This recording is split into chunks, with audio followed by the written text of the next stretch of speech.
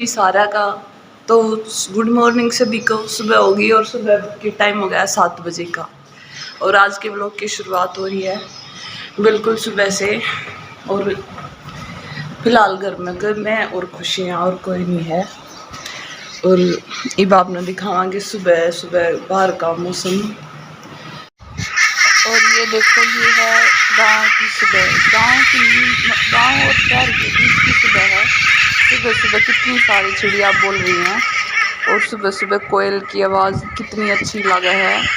तो गांव में कुछ इस तरह से थी हमारी सुबह और कोई नहीं था। तो सबसे पहले जाके मैंने अपनी छोटे छोटे ये पौधे संभाले जिनमें बहुत सारे बैंगन दोबारा से लगने वाले हैं। और ये मिर्ची हैं जो सिर्फ फूल दे वह मिर्ची देना बंद कर रही हैं।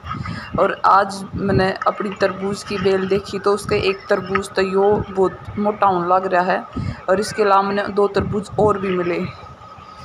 और मैं अंदर आ गई हूँ और देखो एसी का पानी नीचे गिरा था तो मैंने उसके नीचे एक छोटा सा पोट रख दिया है एसी के पानी का यूज़ कर हम अपना काम डेली रूटीन शुरू कराएंगे। और सबसे पहले हमने शुरू कर दी है झाड़ू लगानी। ये काम है जो मैं सबसे पहला करा झाड़ू लगाने का। और सबसे पहला यहाँ बाहर का ही लगा रही हूँ। तो चलिए अपना रूटीन शुरू करते हैं और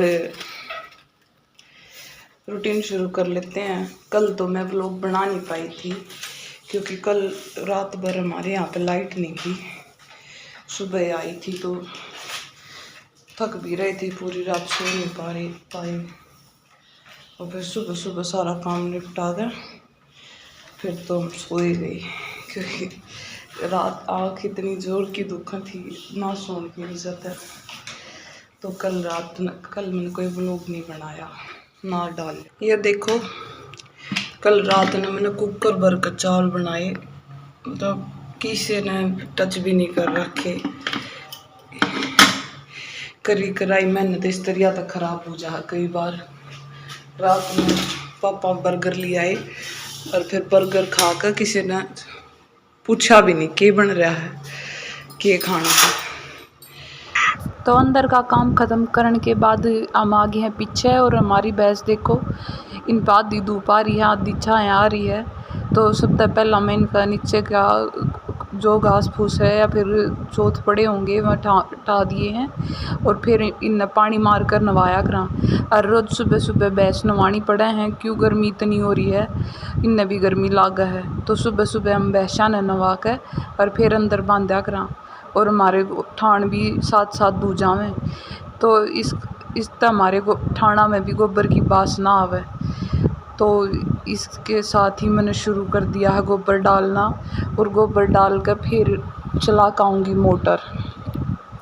गांव में ये सारे काम हैं तो गांव में तो ये करने ही पड़े हैं, भैंस रखे हैं तो बहुत कुछ करना पड़ा है।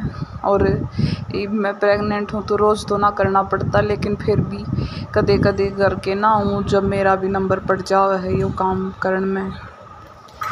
तो भैंस नवा कर तो अंदर आ गई हूँ। अंदर आकर पोछा लगाने की तैयारी शुरू कर दी है। पहला मैं बैठ कर पोछा मारा करती इस चक्कर में कि मेरी नॉर्मल डिलीवरी हो जा, दोबारा तो ऑपरेशन ना हो।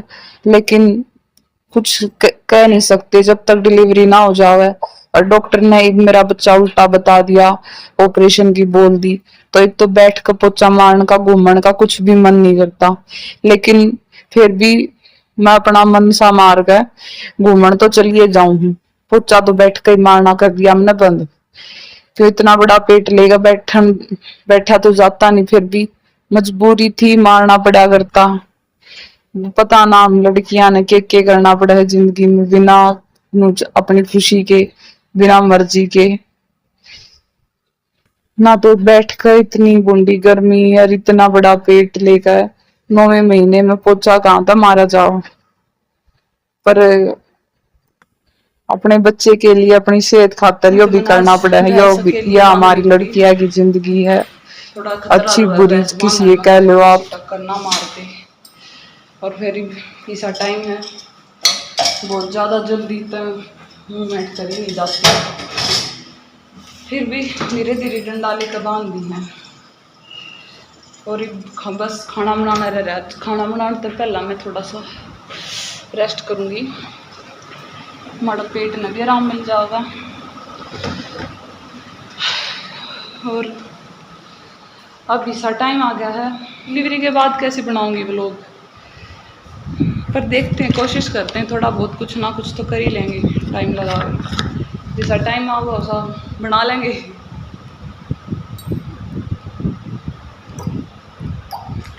और यह बोतल गर्मी में पूरा साथ दे रही है ना, तो पानी पिया नहीं जाता, पर इसमें मैं अपने बिल्कुल बेड पर रखूँगी और दिन में 6-7 बोतल पूरी कर हो जाए, नहीं तो गर्मी उठने में तो फिर हरकत हो जाए। यहाँ पर हमारा आरो लग रहा है पीछे की तरफ, किसी को पता नहीं चलता हमारा आरो कहाँ है।